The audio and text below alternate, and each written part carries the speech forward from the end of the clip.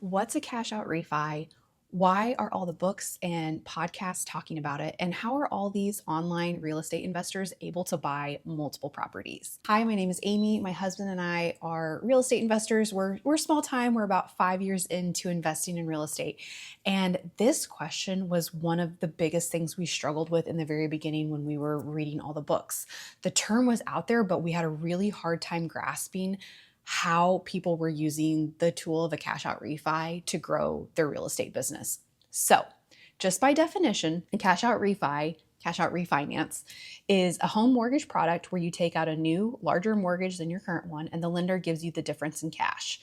You can use the existing equity in your home to access funds for various purposes, such as home improvements, debt consolidation, or other expenses. If that definition makes total sense to you, it's clicking on how people are using it to grow their real estate business. You probably don't need this video and you're a lot smarter than we were, but we really struggled to grasp onto this. As we were continuing to learn, this is about 5 years ago, it finally clicked. Here's the example that I showed my husband, and so I wanted to share it with you. Okay, so in this example, this glass is going to represent a property, a house, and the top of the glass is going to represent the full value of the home. I'm not going to talk in numbers because that's part of what kind of confused me in the beginning, and it's not really necessary for the purpose of this example. So when you are purchasing a property, you need to make some kind of down payment, and you're going to use the hard-earned money that you have, scrimped and saved up from working your W-2 job. This is red because this is like the hardest type of money to earn because you're trading your time for money. And so as my husband and I are learning about this, we're thinking, okay, cool. We're going to save up money for a down payment on a property. Now, for the purpose of this example, let's just say that you have to put 20% down. I know there are all sorts of things online where it's like 3% down or 0 down. Again, the exact percentage doesn't matter. The bank is going to ask you for some kind of down payment. And just as a side note, this isn't always the case, but for us, by the time we got interested in investing in real estate and we felt like we were in a financial position to do so, we didn't qualify for any of those like 3% loans. So if you're starting out and you're getting frustrated because you're being asked to put 20-25% down, that's fairly common. That's what we have to do for our properties. My props are very official. Let's call that line 20%. Okay. All right. So you're working your W-2, you're paying all your bills, and then you're saving what you can to make up to save for a down payment on a property. So in our minds, where we were getting hung up, it's like, all right, this took us a really long time to save. And this was, money that was hard to put away. So we're watching all these people online buying one property a year, 2, 3, 4 properties a year. And it's like, how are they doing that? Because we're thinking, all right, if we've got one property and we want a second property, all right, once again, we've got our W-2 income money that's really hard to make, and we're saving up for a property. I think one of the things that was hard for us to grasp about this concept is it was a complete mindset shift of how we had normally thought about money and debt. My husband and I were big Dave Ramsey followers, where he talks about actually paying for all your real estate properties in cash and not having any debt on them at all. Everyone has really different opinions on this. People get really heated when you talk about Dave Ramsey in terms of real estate. I think that there's a time and a place for all different types of financial strategy. And so there's not necessarily a right or a wrong way to do this, in my opinion. It's all about the risk that you're willing to assume. So if you totally disagree with Dave, that's 100% fine. It's just that mindset is what was making it hard for us to grasp how people were using this. So, again, we're thinking you're saving up money from your W-2, you've got one property, okay, now you save up, and it might take you 3, 4, 5, 6 years to save up enough money for another property. But as we started slowly investing in real estate, this is what we've learned. On this channel, I've really only talked about us buying our first Airbnb property and our experience with that, but we're 5 years into investing in real estate in total. We have 4 long-term properties in addition to our Airbnb, and we've seen this play out in our own lives. So it's not just theory. And this is how we got to, in 5 years, 5 different properties. So you've saved up your down payment, you've purchased your property, and you're either going to have a long-term tenant in there or you're going to list it on Airbnb and have short-term rental guests.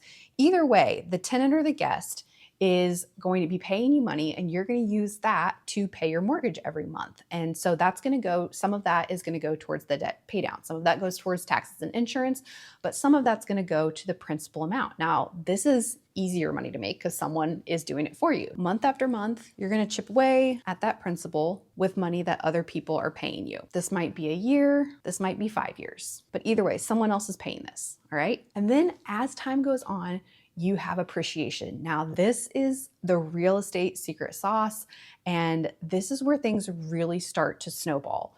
So the market in general, doesn't happen all the time, but in general, the market on real estate is going to go up. Sometimes it's 3 to 5%, sometimes it's much higher. In a normal market, your house value is going to appreciate. You can also force appreciation by making substantial improvements to your property to make your house worth more. So equity is increasing the value of your house. All right, now notice the red here, that's the only money that you actually had to like clock into a job for and earn. The rest is either other people paying or it's the market doing its own thing. Now, when we were learning about this, we're just thinking, okay, cool, yeah, this, you're paying down your debt. But here's how people leverage this to grow faster. So people will do a cash out refi, and this is what we did in this instance, where you take out that equity. Now the bank is going to want you to leave some portion of equity in the property. And let's go back to the 20%. We'll go back to our blue line. Okay. So 20%. Now you have a new property that you want to buy, and you're using those funds that you pulled out of the first property to buy your second. Now notice what's different about this glass. It's filled with blue and green, meaning it's money that other people paid you to live in your place, or it's equity that was built up. Also notice that we have extra funds because we were able to pull out more than just the 20% for the next property. At the same time, you're still working your W-2, and along the way, you've been saving up money. And so you can see how not only were you able to buy a second property, but you might even have money to buy up a third or a fourth. And this just goes on because you've got your original property, you've got your second one, maybe your third. You still have tenants, so they're paying you money. You've also got, remember this, the green is appreciation. So you've got the market doing its thing. And this may not be 2 to 3 years. This might be over the span of like 5, 10 years, but eventually it gets to be kind of a snowball effect because you can see that this process is working for however many properties you have. And once again, you can see here, okay, I've got more in here. Should I choose to, I can take that out and just repeat the process. And now I have enough money for another property. This is exactly the process that we saw working in our own business. And it is really crazy how once you get going, like it's slow moving in the beginning, but it does start to build up and there is a snowball effect to it. The other kind of secret sauce portion to this is when you pull this money out, it's debt, and that means it's not taxed. So while your W-2 income is very heavily taxed, so, let's say this is your paycheck, government's going to take whatever it's going to take. I'm not going to get into percentages, but it's heavily taxed. This money that you're pulling out of your property is not taxed if you're doing a refinance. If you sell the property, yeah, there are ways to roll it into another property where you're not paying taxes. But if you just sell it free and clear, you will be taxed on these gains. But if you hold on to the property and you're just taking out a new mortgage, this is tax-free. And that was really, really powerful for us because having your investment grow and then being able to leverage that money without it being taxed is why people get so excited about investing in real estate. Now, I want to go back to something really quick. You have a mortgage, you have debt on all these properties, which creates risk. And this is where I think people have different opinions.